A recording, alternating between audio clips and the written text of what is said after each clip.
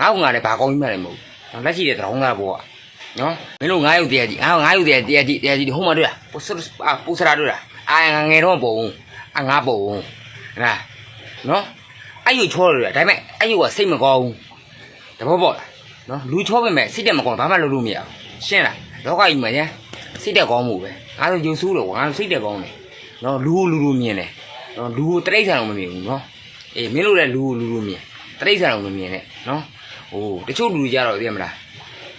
လူမမြင်ဘူးနော်သူကဘာလုပ်နေလဲဘာကိုင်းနေလဲသိရမနာလူတဲ့လူတွေကအမြဲတမ်းရှိတယ်ကွာသဘောတူငါတို့ဟိုမရောက်ဒီမရောက်ကောပေါ့သိရမလားငါ့ကငါလည်းဘာကောင်းကြီးမှလည်းမဟုတ်ဘူးလက်ရှိတဲ့တောင်းသားဘောက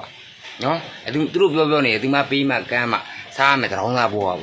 နော်အဲ့တောင်းသားဘောကလည်းသူ့လုံးနဲ့သူရှိတောင်းသားသူ့တန်မိုးနဲ့သူရှိတယ်ကွာ